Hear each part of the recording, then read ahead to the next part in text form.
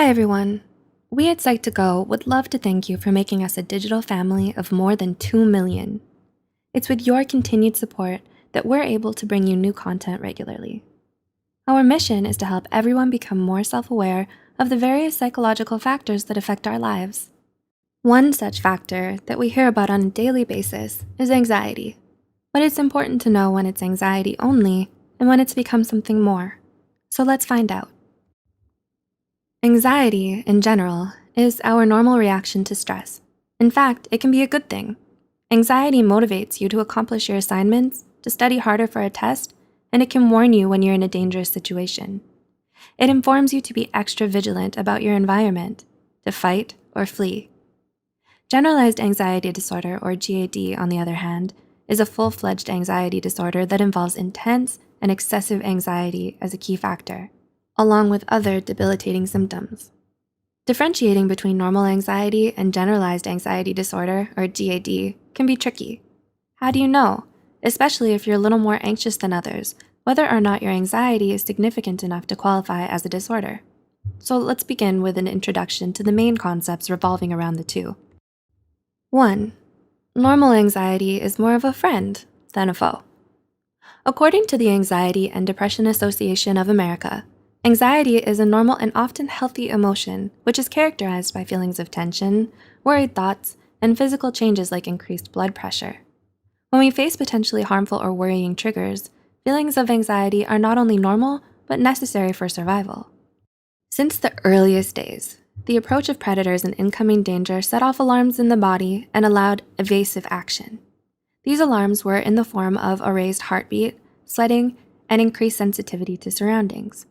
Danger causes a rush of adrenaline, a hormone in the brain, which in turn triggers the anxious reactions in a process called the fight or flight response.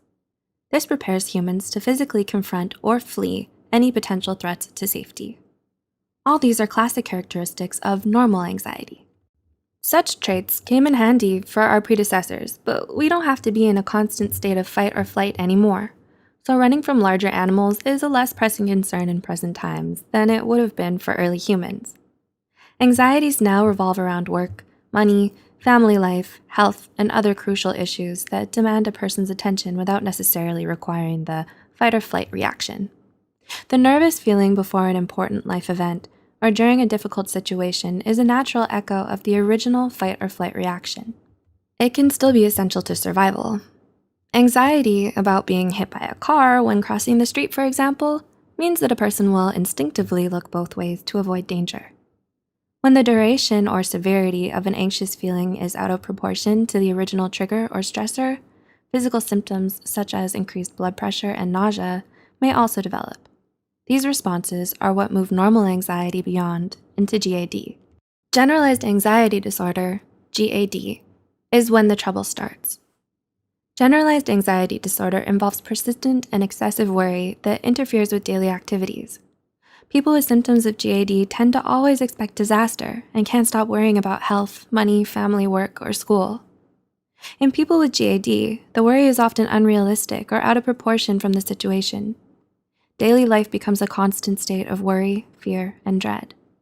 Eventually, the anxiety so dominates the person's thinking that it interferes with daily functioning, including work, school, social activities, and relationships.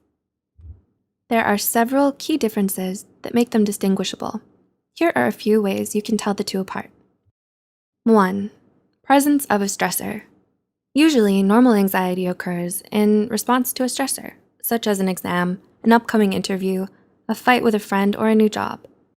When you struggle with GAD, you're anxious most or almost all of the time, even when you can't spot the source of the stress. For instance, people with generalized anxiety disorder can have a difficult time just getting through the day.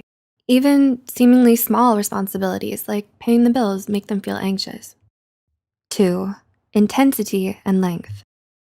GAD produces intense and excessive emotional responses. Even if you're reacting to a stressor, your anxiety is disproportionate to that stressor. Many people are on the edge before an exam, but a person with GAD might be anxious several weeks beforehand and will experience intense symptoms right before and during the exam. Also, normal anxiety is fleeting, while GAD is ongoing, and the feelings can last weeks or months. 3. Physical symptoms of GAD. Excessive anxiety and worry aren't the only symptoms that accompany GAD. There are physical symptoms too: dizziness, lightheadedness, sweating, trembling, heart pounding, headaches, and nausea. You feel like you can't breathe, can't talk, or have to go to the bathroom frequently.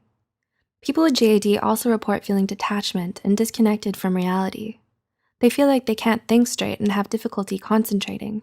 Psychological symptoms are also present. Individuals experience racing or negative thoughts and are unable to concentrate and have worries about day-to-day things. 4.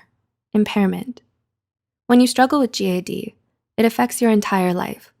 It impairs or interferes with your schoolwork, job, and daily life. Avoidance is a symptom of GAD and can be quite debilitating. In other words, excessive anxiety can cause you to avoid normal activities.